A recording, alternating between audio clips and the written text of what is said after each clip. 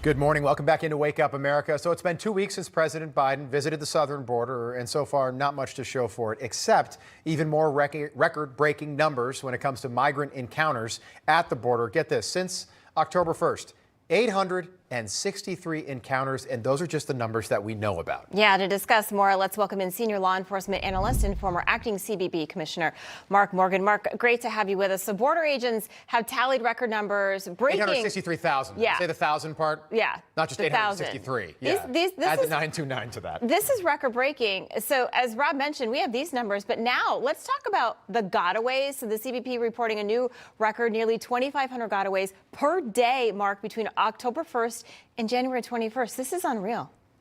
Yeah, it is unreal. I think that's the adjective we need to use. Let's look at December alone. We had over 250,000 total encounters just along the southwest border, December alone. To add to that, almost 830,000 that we've seen the first 90 days of this fiscal year. To put that in perspective, if we keep this pace going on for a full term under this administration for 48 months, we're looking at anywhere between 12 to 13 million total encounters and gotaways. That would make it the 5th largest populated state in this country, just under New York. And with respect to the gotaways, what we saw in December is what we've seen month after month, somewhere between 73,000 and 86,000 gotaways in the month of December alone. Again, the first 23 months, add that up, it's almost 1.2 million gotaways in the first 23 months. The reality is there are many violent offenders among the 1.2 million gotaways. As you said, this is unsustainable. Enough is enough. We've got to stop this. Mark, nobody knows this stuff better than you do. You ran the Border Patrol as commissioner. This is just for my own information. So the number now, gotaways at the southern border every day, Allison just mentioned it, it's 2,465. Is this the first time they've ever given us that number? I don't remember ever seeing that number before, the gotaways number per day. Yeah, no, they haven't. This is just another example of the lack of transparency from this administration. If you go on their website, there's a plethora of information, but there's a couple of things that are missing. The American people can't get to on a regular basis is one, the gotaway number. Two, are the number of dead migrants that have perished and been recovered just by CBP alone in the last 23 months, which is another shattering record.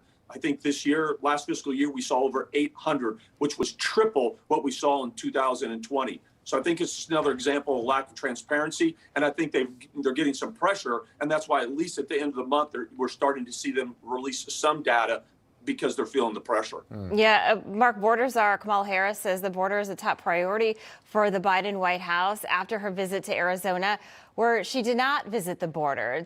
Take a look.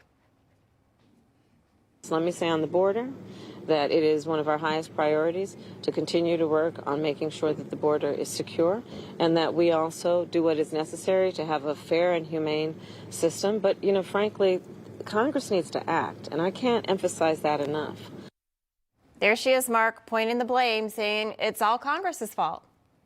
Yeah, there's not enough time really to unpack all the lies there. First of all, she talked about they're trying to secure the border. Wait a minute, I thought this is the same border czar that said our border was secure. It was a lie then, it's a lie now. This isn't just about Congress. It's this administration. At the end of President Biden's pen, he's taken an enormous amount of executive orders that actually dismantled the effective tools and authorities we have in place. It's this president, this administration that took the most secure border and intentionally unsecured it. That's where we're at now. So yes, Congress needs to act. They do need to do their job because right now, this administration, they're not enforcing the laws currently on the books. Yeah. They're not applying consequences to those who violate the law, and they're not putting integrity back in the system to reduce those and deter those to come to file fraudulent claims. You're so right, Mark.